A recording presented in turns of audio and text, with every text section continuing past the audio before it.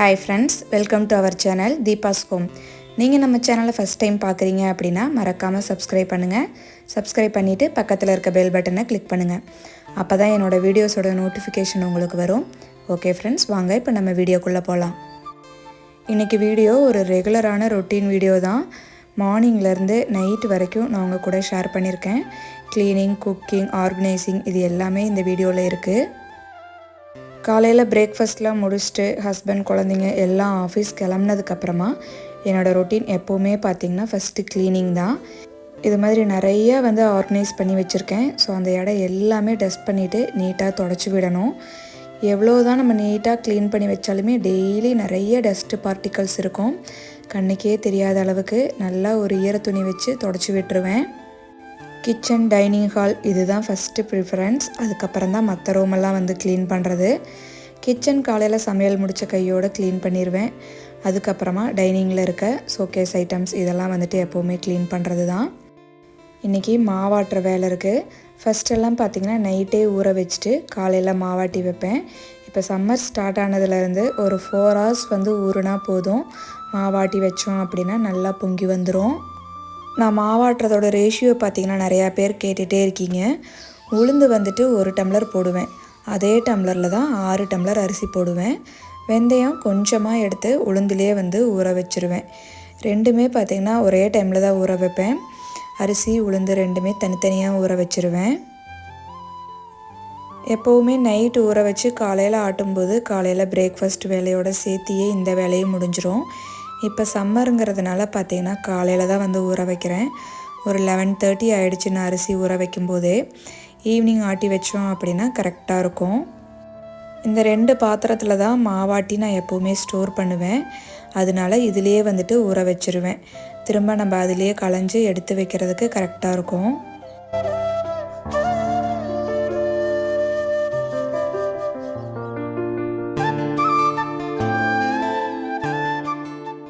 கிச்சனில் பார்த்திங்கன்னா case ஸ்டவ்வுக்கு back side இது மாதிரி ஒரு ஷெல்ஃப் கொடுத்து அதில் மைக்ரோவேவ், மிக்சி, கிரைண்டர் இதெல்லாம் ஸ்டோர் பண்ணியிருக்கேன். அதுக்கு மேலே ஒரு கண்ணாடி ஷெல்ஃப் கொடுத்துருக்கேன். அதில் பார்த்திங்கன்னா அடிக்கடி எடுக்கிற ஐட்டம்ஸ், கிளாஸ் மக்கு, அப்புறம் சாப்பர், பசங்களோட டிஃபன் பாக்ஸ், அப்புறம் மிக்சியோட ஜார்ஸ் இது எல்லாமே இங்கே தான் ஸ்டோர் பண்ணியிருக்கேன். எப்படி தான் டஸ்ட்டு வரும்னே தெரியாதுங்க, அவ்வளோ டஸ்ட் இருக்குது.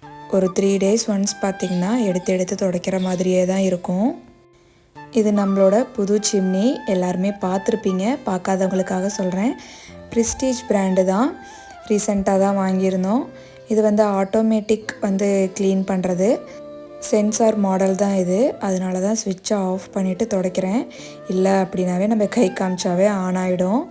ஸோ மேலே இருக்க மிரர்லாம் மட்டுமே ஒரு 2 days ஒன்ஸ் நல்லா நீட்டாக துடைச்சி வச்சுருவேன்.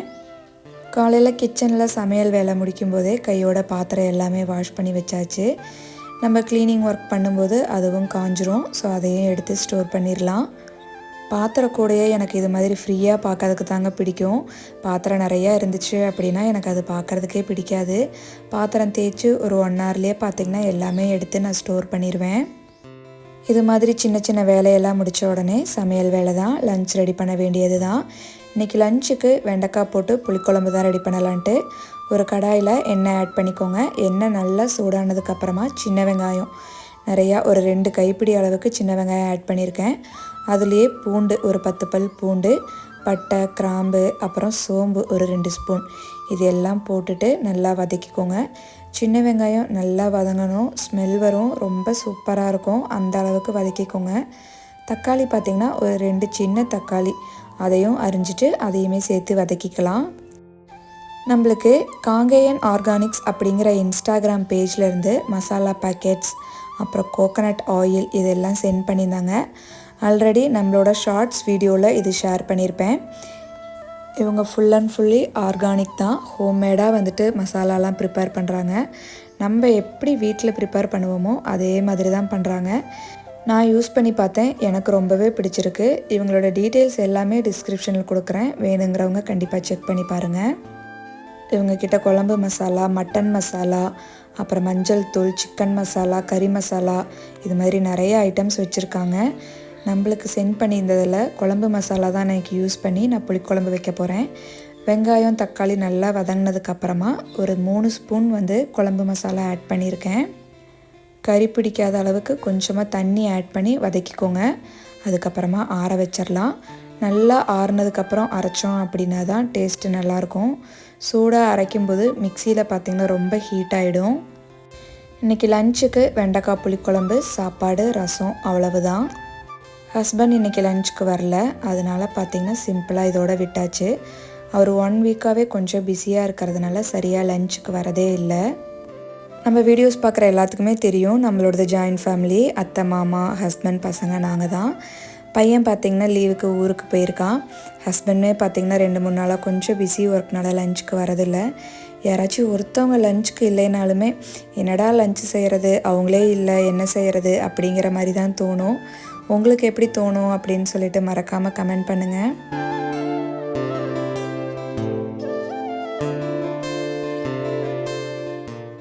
புளிக்குழம்புக்கு கொஞ்சமாக தேங்காய் சேர்த்து ஆட் பண்ணி பாருங்கள், சூப்பராக இருக்கும். ஃபஸ்ட்டு தேங்காவை மிக்ஸி ஜாரில் போட்டுட்டு பல்ஸ் மோடில் ஒரு 2-3 டைம் அரைச்சிட்டு அதுக்கப்புறமா நார்மலாக மிக்சர் அரைச்சி பாருங்கள். தேங்காய் நல்லா பொடி பொடியாக நைஸாயிரும்.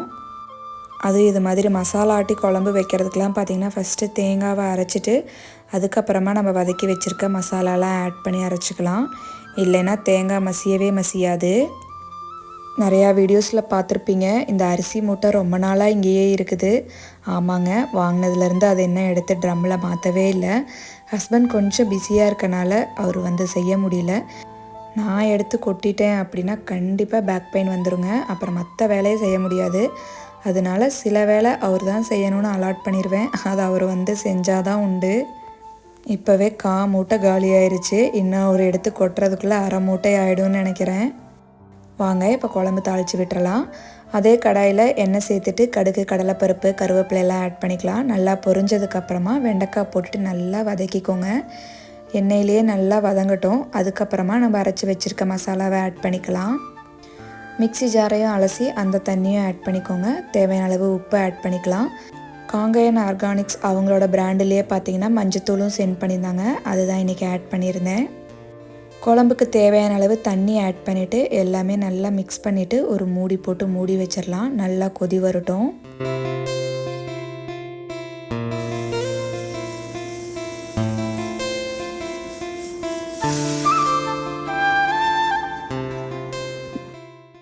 குழம்புக்கு ஒரு லெமன் சைஸ் புளி வந்து ஊற வச்சுருந்தேன். ஒரு 1/2 அன் ஹவர் ஊறிச்சு அப்படின்னா கரைச்சி ஊற்றுறதுக்கு கரெக்டாக இருக்கும். குழம்புமே பார்த்திங்கன்னா நல்லா கொதி வந்ததுக்கப்புறமா வெண்டைக்காவும் நல்லா வெந்திருக்கணும். அதுக்கப்புறமா லாஸ்ட்டாக புளி ஊற்றிட்டு இன்னும் ஒரு கொதி வந்தோடனே ஆஃப் பண்ணிட்டோம் அப்படின்னா சூப்பரான புளிக்குழம்பு ரெடி ஆகிடும். புளி ஊற்றும் போதும் பார்த்திங்கன்னா குழம்பு வந்துட்டு நம்மளுக்கு இன்னுமே வந்துட்டு தண்ணியாக ஆகும். ஸோ அதனால் ஃபஸ்ட்டு தண்ணி ஊற்றும்போது பார்த்து ஊற்றிக்கோங்க. குழம்பு நல்லா கொதிச்சிருச்சு. லாஸ்ட்டாக கொத்தமல்லி தூவிட்டு ஸ்டவ்வை ஆஃப் பண்ணிடலாம். கிச்சனில் பார்த்திங்கன்னா நிறையா எறும்பு வந்துருச்சு காலையில். அதனால் வந்துட்டு ஃபுல்லாக எறும்பு சாக் பீஸ் போட்டு வச்சுருந்தேன். ஸோ சமையல் முடித்த உடனே ஃபுல்லாக கவுண்டர் டாப் ஃபுல்லாகவே தொடச்சி விட்டாச்சு. சம்மர் ஸ்டார்ட் ஆன உடனே மாம்பழ சீசனும் ஸ்டார்ட் ஆகிடுச்சு. லஞ்சுக்கு சாப்பாட்டுக்கு தொட்டுக்கிறதுக்கு மாம்பழம் வச்சு சாப்பிடுவோம். நீங்கள்லாம் யாராச்சும் அப்படி சாப்பிடுவீங்களான்னு சொல்லுங்கள். நம்ம வீட்டில் எப்போவுமே மாம்பழ சீசன் வந்துருச்சுன்னா போதும், டெய்லியுமே ஒரு மாம்பழம் கட் பண்ணி வச்சுருவேன். அதுவும் கரூருக்கு அம்மா வீட்டுக்கு போயிட்டோம் அப்படின்னா அண்ணா ஃபேமிலி லீவுக்கு வந்துடுவாங்க. அண்ணி பார்த்திங்கன்னா சூப்பராக மாம்பழத்தை வந்து கட் பண்ணி வைப்பாங்க. பார்க்குறதுக்கே அவ்வளோ ஆசையாக இருக்கும். நல்லா வாஷ் பண்ணிவிட்டு தோலெல்லாம் வந்து சீவிட்டு ஸ்லைஸாக கட் பண்ணி வைக்கும்போது அவ்வளோ அழகாக இருக்கும். என்ன தான் சாப்பாடு செஞ்சாலுமே அது ப்ரெசன்டேஷன் ரொம்ப முக்கியம் இல்லையா? எங்கள் அண்ணி செய்கிறது அவ்வளோ சூப்பராக இருக்கும்.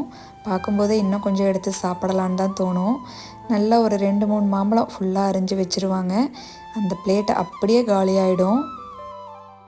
சம்மர்னாவே உங்களுக்கு எது மாதிரி ஞாபகங்கள்லாம் வரும் அப்படின்னு மறக்காமல் கமெண்ட் பண்ணுங்கள். எனக்கு பார்த்திங்கன்னா சம்மர் லீவு தான். அம்மா வீட்டுக்கு போகலாம், ஜாலியாக ஒரு 1 மந்த் ஸ்பெண்ட் பண்ணலாம் அப்படிங்கிற ஆசை இருக்கும். அது இப்போ பாப்பா 12th போகிறதுனால அந்த இதுவுமே இல்லை. ஒரு 1 வீக் மட்டும் போயிட்டு வரலான்னு பிளானு. லஞ்சுக்கு சூப்பராக வெண்டைக்காய் புளிக்குழம்பு மாம்பழம் வச்சு சாப்பிட்டாச்சு. கொஞ்சம் நேரம் ரெஸ்ட் எடுத்துகிட்டு அன்றைக்கி நர்சரியில் வாங்கிட்டு வந்த பாட்டில் இது ஒன்று மட்டும் பேலன்ஸ் இருந்துச்சு. போன தடவை அந்த தட்டுக்கூடையெல்லாம் வாங்கிட்டு வரந்து போயிருந்தோம் இல்லையா, அப்போ பார்த்திங்கன்னா கொஞ்சம் மண் வாங்கிட்டு வந்திருந்தோம் ஒரு மூட்டையில். ஸோ இந்த பாட்டுக்கு வந்து மண் போட்டுட்டு அதில் வந்து இந்த கத்தாழை செடி வைக்காமையே இருந்துச்சு, அதை வச்சிடலான்ட்டு தான் ரெடி பண்ணிகிட்டு இருந்தேன். இந்த பிளான்ட்டு பார்த்திங்கன்னா லாஸ்ட்டு சண்டே வந்துட்டு பாப்பாவை கிளாஸ்லேருந்து பிக்கப் பண்ணிட்டு வரும்போது அங்கே பக்கத்தில் ஒரு ஷாப்பில் முன்னாடி இருந்துச்சு, நிறையா இருந்துச்சு. சரின்ட்டு ஒரு 2-3 கட்டிங் மட்டும் எடுத்துகிட்டு வந்திருந்தேன். அதை வந்துட்டு இங்கே வீட்டுக்கு முன்னாடி அப்படியே மண்ணில் வந்து வச்சு விட்டுட்டேன். இப்போ எங்கேயாச்சும் போனால் போதும், எந்த செடியை பார்த்தாலும் ஒரு அப்படியே கட்டிங் எடுத்துகிட்டு போயிடலாமா அப்படின்னு தோன்ற அளவுக்கு ஆயிடுச்சு. கொண்டு வந்து நிறையா வச்சுருக்கேன். சம்மருக்கு எல்லாம் வருமானு தான் தெரியல.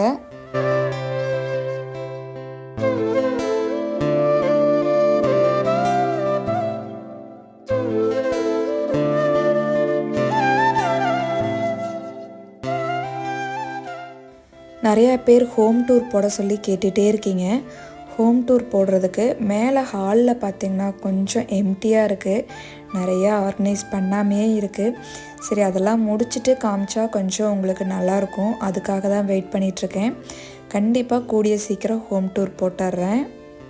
ஆனால் எனக்கு தெரிஞ்சு நம்ம வீடியோஸ் ரெகுலராக பார்க்குறீங்க அப்படின்னா வீட்டில் இருக்க எல்லா இடத்தையுமே நான் காமிச்சிருப்பேன். ஒரு வீடியோலையுமே சுற்றி அங்கங்கே காமிச்சிக்கிட்டே தான் இருக்கேன். கொஞ்சம் டைம் கொடுங்க, எல்லாம் கொஞ்சம் ஆர்கனைஸ் பண்ணிவிட்டு அதுக்கப்புறமா நான் ஹோம் டூர் கண்டிப்பாக வந்துட்டு போஸ்ட் பண்ணிடுறேன். கீழே பார்த்திங்கன்னா எல்லாமே ஓகேவாக தான் இருக்குது. மேலே நம்ம ரெனோவேட் பண்ணி இப்போ ஒரு 3 வருஷம் ஆகுது. அதனால் மேலே எதுவுமே பெருசாக வந்துட்டு ஹால்லலாம் எதுவுமே வந்து பண்ணலை. அதனால தான் எம்டியாக காட்டாமல் கொஞ்சம் டெக்கரேஷன் பண்ணிவிட்டு அதுக்கப்புறம் காட்டலான்னு வெயிட் பண்ணிகிட்ருக்கேன். பால்கனியில் வச்ச இந்த செடியெல்லாம் பார்த்திங்கன்னா கொஞ்சம் வாடின மாதிரி இருக்குது. திருப்பி வருமா என்னன்னு தெரியல. சம்மரில் வச்சது தான் தப்போ என்னமோன்னு நினைக்கிறேன். டெய்லியுமே ரெகுலராக தண்ணி விட்டுட்டு தான் இருக்குது, ஆனாலுமே எல்லாமே கொஞ்சம் காஞ்ச மாதிரி இருக்குது. ஆனால் மல்லிகைப்பூ செடி பார்த்திங்கன்னா சூப்பராக வந்துருச்சு, பார்க்குறதுக்கே அவ்வளோ ஆசையாக இருக்குது. கண்டிப்பாக பூ பூக்கும்போது உங்கள்கிட்ட காட்டுறேன். ஒரு வேலையாக பார்த்து பண்ணும்போதே பார்த்திங்கன்னா ஈவினிங் ஆயிடுச்சு.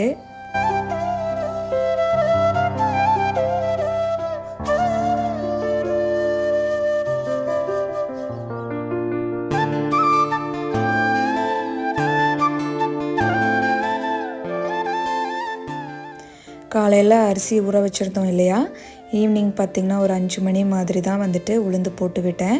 ஃபஸ்ட்டு உளுந்து போட்டுட்டு அதுக்கப்புறமா தான் எப்போவுமே அரிசி ஆட்டுவேன்.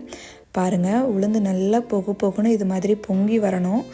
அப்போ தான் மாவு நல்லா சூப்பராக இருக்கும், இட்லியெல்லாம் நல்லா சாஃப்டாக வரும். என்னோடய கைக்கு எப்போவுமே மாவு சூப்பராக இருக்கும். இட்லியெல்லாம் சுட்டோம் அப்படின்னா செம சாஃப்டாக இருக்கும். உளுந்து ஆட்டி எடுத்துகிட்டு அரிசியுமே போட்டு விட்டுட்டேன். அரிசி நல்லா நைஸாக ஆட்டி எடுத்துக்கோங்க. அதுக்கப்புறமா உளுந்தோடு சேர்த்து மிக்ஸ் பண்ணிக்கலாம். தேவையான அளவு உப்பு ஆட் பண்ணிவிட்டு நல்லா கை வச்சு கரைச்சி விட்டுருங்க. அப்போ தான் வந்துட்டு நல்லா மாவு பொங்கி வரும். நல்லா கரைச்சிட்டு செம்படத்தில் பாதி ஊற்றி வச்சுருவேன், இந்த குண்டான்லேயே பாதி வச்சுருவேன். நல்லா பொங்கி வரும்போது கரெக்டாக இருக்கும். காலையில் பார்த்திங்கன்னா நல்லா அடித்து விட்டு அதுக்கப்புறமா ஃப்ரிட்ஜில் ஸ்டோர் பண்ணிக்கலாம். அப்புறம் இந்த வீக் நம்ம வீடியோக்கெல்லாம் கமெண்ட் பண்ணவங்க பேரெல்லாம் பார்க்கலாமா?